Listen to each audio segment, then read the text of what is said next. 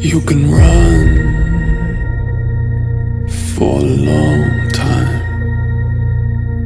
You can run for a long time.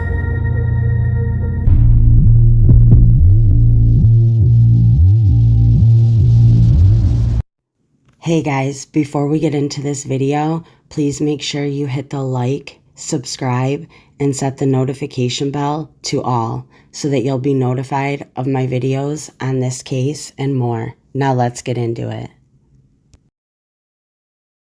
Deputy Registrar, when Candler County did their audits for the previous election, there were 0 discrepancies and everything was 100% accurate. This has been Abby Chosewood with Eagle News. Abby Chosewood is a 23-year-old woman from Gainesville, Georgia, who was working as a babysitter in February of 2023. Abby is accused of suffocating a toddler that she had in her care at the time. From the looks of it, Abby seems like the all-American girl, but police in Gainesville, Florida say she nearly killed a 1-year-old child she was babysitting. Chosewood was arrested recently on charges of cruelty to children and felony aggravated assault, but is currently free on bail. This happened in February 2023, according to police, but the investigation took a lot of time, so Chosewood was just recently arrested. Chosewood's website states that she wanted to work as a sideline reporter for ESPN after graduating from college. She even has a YouTube channel with some of her work posted on it. 21 volunteers around the state gathered today in Savannah, Georgia to help assist with the oyster cleanup that provides safe estuaries for oysters. This is Abby Chosewood with Eagle News. Now, this isn't Chosewood's first run-in with law enforcement. In April of 2021, she was arrested in Georgia for allegedly stealing a woman's debit card and using it to make various purchases for herself. In September of 2021, Chosewood pleaded guilty to 1 count of financial transaction card theft and 2 counts of financial card fraud.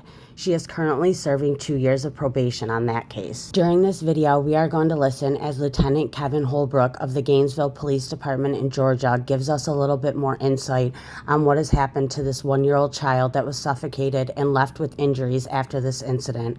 Unfortunately, there were no nanny cams installed in the home when this occurred. Yeah, this was one of those cases that you never want to see come across your desk. It was one that was originally brought to us by the Department of Family and Children's Services. This was a case that was kind of done backwards from a law enforcement perspective because the child received the injuries. The child then went to a children's hospital in Atlanta. At that point, the medical staff realized that there was something more going on here than just an accident, just based off of the injuries.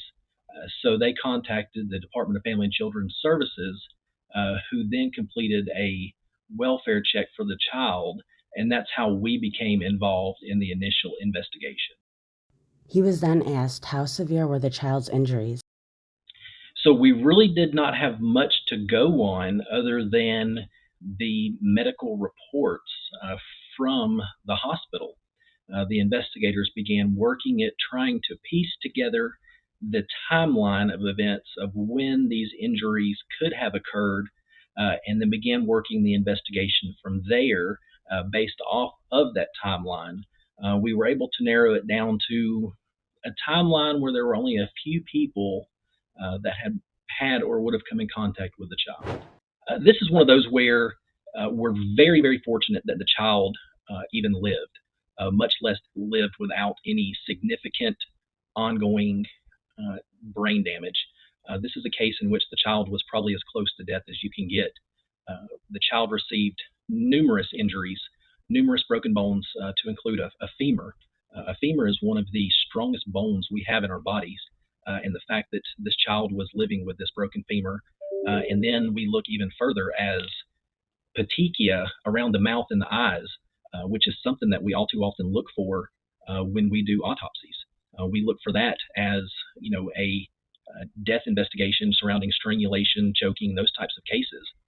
So the fact that this child showed up with that petechia at the hospital was something that we rarely see. So that was something that we knew that there was really more to this than just a simple injury. He was then asked, do you know if the child was smothered or suffocated with a pillow? So one of the things is there was a ton of bruising. We looked at the broken bones, the petechia. We knew at some point there had to be the strangulation type case, whether it was, something, a pillow over the face, blanket, strangulation around the neck. We knew at some point this child had lost a great deal of airway, but we still don't know exactly how that happened. And that's something hopefully that'll come out in court.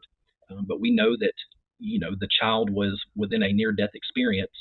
We narrowed it down to Abby Chosewood, who was the caretaker, nanny, babysitter at the time of the incident. And through that investigation, everything kept pointing back to Chosewood. And that's ultimately what led us to those charges and her being charged in this case. He was then asked, do you happen to know how long Abby had been babysitting this child for? To my knowledge, she was what I would consider a family friend, someone that had babysat this child and other children. It's one of those that this case was brought to us in February. We wanted to ensure that we did a thorough investigation. At the time, we knew that the child was safe. So we were able to take our time with the investigation to make sure we did a thorough investigation. We were working with the local hospital. We had to file for medical reports. And it's one of those that we may never know the situation or circumstances surrounding this incident. But again, we're very fortunate that we're not talking about a death incident here. It makes you wonder if this child has been harmed before, but not just as severely. Fortunate that this child will hopefully fully recover the best that they can with the significant injuries that they had. But it's one of those that we don't know exactly what happened in that house. We'll probably never know.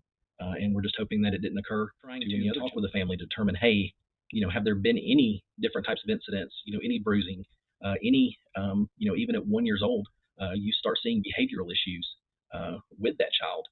So, those are all things that we look at because you have, unfortunately, a child that can't speak for themselves. So ultimately, we, the doctors, the parents, we have to be the voice for that child.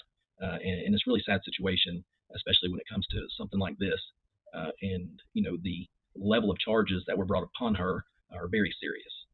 It's one of those that when you look at it, it's almost a fortunate situation that hopefully the child will not remember everything.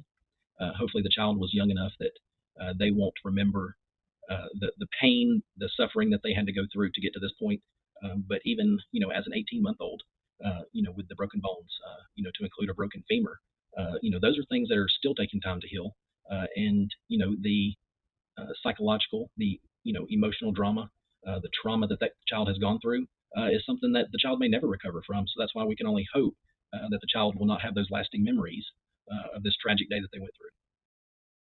He was then asked, at this point, do we know if the child's brain is going to be okay or not?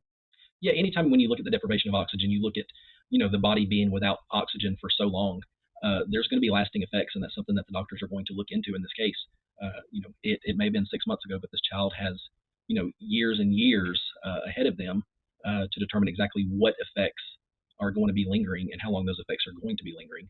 It's something that we may not know for years to come until this child can fully develop and the doctors can determine exactly what may possibly be wrong. He was then asked if she was surprised when she was taken into custody. This is one of those where, with it being an open case still, the case has not yet been adjudicated. We're very limited on what we can say. She was brought in for questioning as far as the information that was developed in that interview is something that will come out in court. As far as the extent of that interview goes, we can't really say much yet because it is still a very active and ongoing investigation. It's one of those cases where many times we do run into individuals who are surprised, who act surprised when they see that law enforcement official show up, that phone call come in. This is one of those that surprised would not be the word that I would use. It's many times in interviews you can talk to someone and you can somewhat feel the sympathy. Again, this is one of those cases where I wouldn't use that word. It's a very hard case for the investigators that had the case, had to work on this case, and many times they don't necessarily get that sympathy or that outcome that they're looking for. But again, that's something that she'll have to answer for in court, and she'll have her day in court, and ultimately, so will this young child. Again, you mentioned nanny cam. Many people look at it as Big Brother watching, but even the closest loved one that you have watching over your child, you may never really know. So we always ask that you please take those extra steps, whether it be a nanny cam, whatever it may be. You can never protect your children. Make sure to leave your thoughts and opinions in the comment section below. And thank you for watching.